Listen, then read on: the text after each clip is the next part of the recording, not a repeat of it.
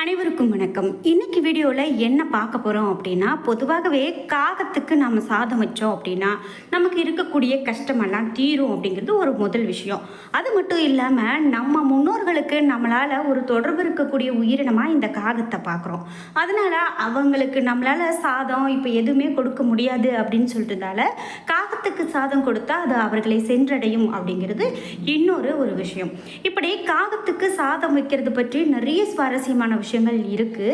இருந்தாலும் இந்த காகத்துக்கு இந்த திசையில் சாதம் வைக்கும்போது நமக்கு இப்படி ஒரு விஷயங்கள் நல்லது நடக்கும், இந்த திசையில் வைக்கும்போது நமக்கு கெட்டது வரலாம் அல்லது அறிகுறியாக இருக்கலாம் அப்படின்னு நிறைய விஷயங்கள் சொல்லப்படுது. பொதுவாகவே காகத்துக்கு முக்காலத்தையும் அறியக்கூடிய சக்தி உண்டு அப்படின்னு சொல்லலாங்க. ஒரு குடும்பத்தில் நடக்கக்கூடியது நல்லது கெட்டதை முன்கூட்டியே அறியக்கூடிய சக்தி இந்த காகங்களுக்கு உண்டாம்.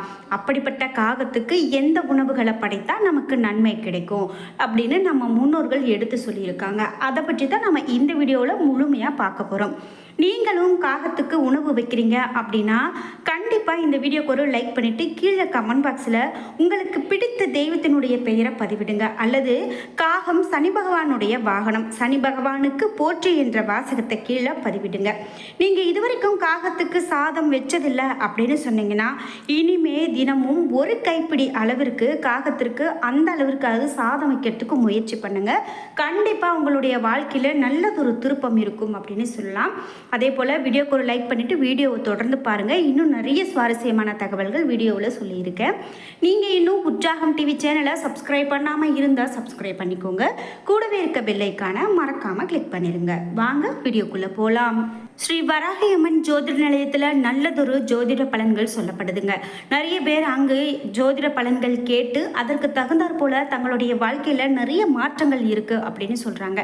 என்னுடைய வாழ்க்கையில் இப்படி ஒரு திருப்பம் வரும் அப்படின்னு நான் எதிர்பார்க்கவே இல்லை அப்படின்னு சொல்கிறாங்க. வீடு கட்டுறது, கடன் பிரச்சனை, வேலை சம்பந்தமானது, திருமணம் சம்பந்தமான என எல்லா பிரச்சனைகளுக்கும் நல்ல ஒரு முறையில் வராகியம்மன் ஜோதிட நிலையத்தில் நல்ல பரிகாரங்கள் சொல்லப்படுது. நீங்கள் இந்த ஸ்க்ரீனில் தெரிகிற மொபைல் நம்பருக்கு தொடர்பு கொண்டு பேசி பாருங்க. கண்டிப்பா உங்களுடைய வாழ்க்கையிலும் நல்ல திருப்பம் வரும்.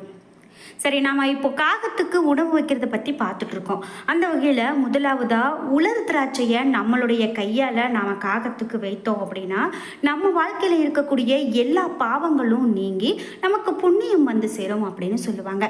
இதனால் நம்மளுடைய வாழ்க்கையில் இருக்கக்கூடிய எல்லா கஷ்டங்களும் தீர்ந்து போகுங்க. இது மட்டும் இல்லாமல் அடுத்து பொதுவாகவே காகத்துக்கு சாதம் வைக்கும்போது அதோடு கொஞ்சம் நல்லெண்ணெயை சிறிதளவு சேர்த்து வைத்தோம் அப்படின்னா சனி பகவானுடைய பார்வையில் வரக்கூடிய தீமை குறையும் என்று கூறப்படுது. அதாவது எள் அப்படிங்கிறது சனி பகவானுக்கு உகந்தது நாம பார்க்கிறோம். காகம் சனி பகவானுடைய வாகனம் அப்படின்னு சொல்றதால காகத்துக்கு சாதம் வைக்கும் போது அதனுடன் எள்ளை சேர்த்து வைத்தா சனி பகவானுடைய அருள் நிறைவாக கிடைக்கும் அப்படின்னு சொல்லலாம். இது மட்டும் இல்லாம நம்மளுடைய வீட்டுக்கு நல்ல செய்திகள் இதனால வந்து சேரும் என்றும் சொல்லப்படுது. பொதுவாகவே நாம் காகத்துக்கு சாதம் வைக்கிறோம், ஆனால் மறந்து கூட இந்த பொருளை வைக்காதீங்க அப்படின்னு ஒன்று சொல்கிறாங்க.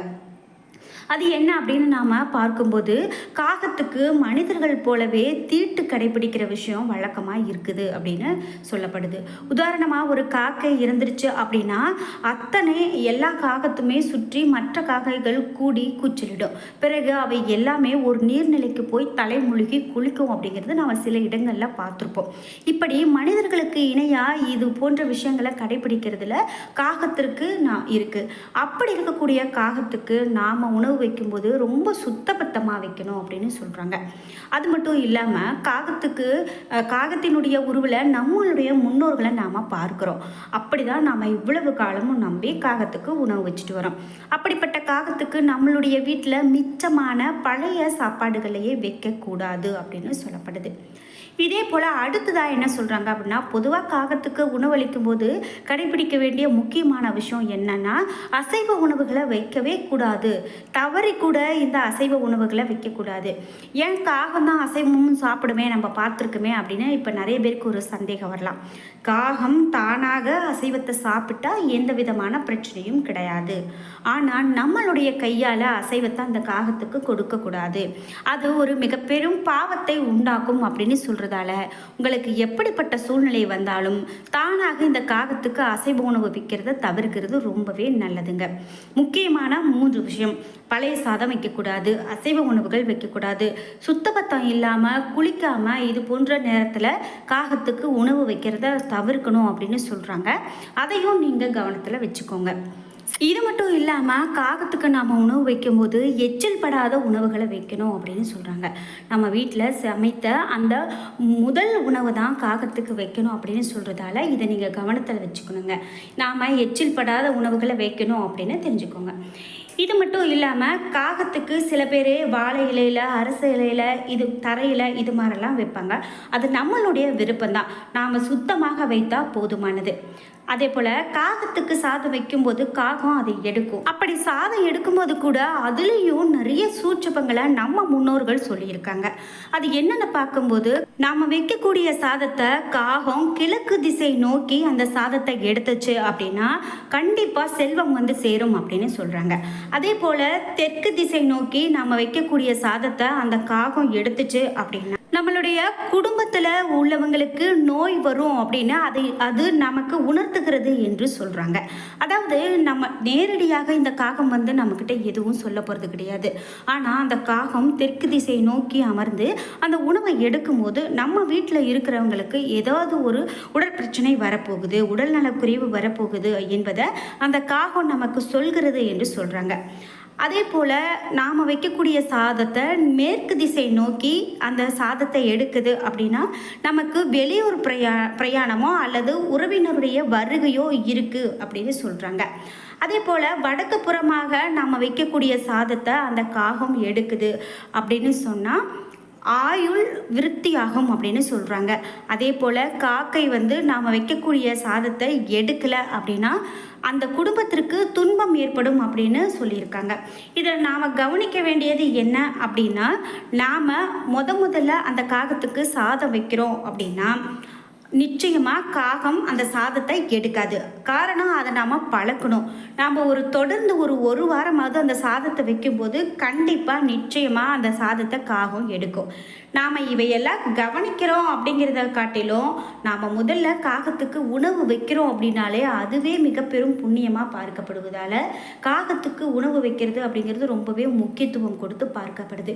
பொதுவாகவே நம்ம முன்னோர்களோடு தொடர்பு இருக்கக்கூடிய விஷயங்களை நாம் கடைபிடிக்கிறது ரொம்ப ரொம்ப முக்கியமானதுங்க.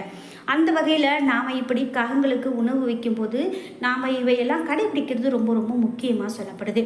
காகம் அப்படிங்கிறது நம்ம பாரம்பரியத்தோடு கலந்திருக்கு. நம்ம முன்னோருடைய அம்சமாக நம்ம பார்க்குறோம்.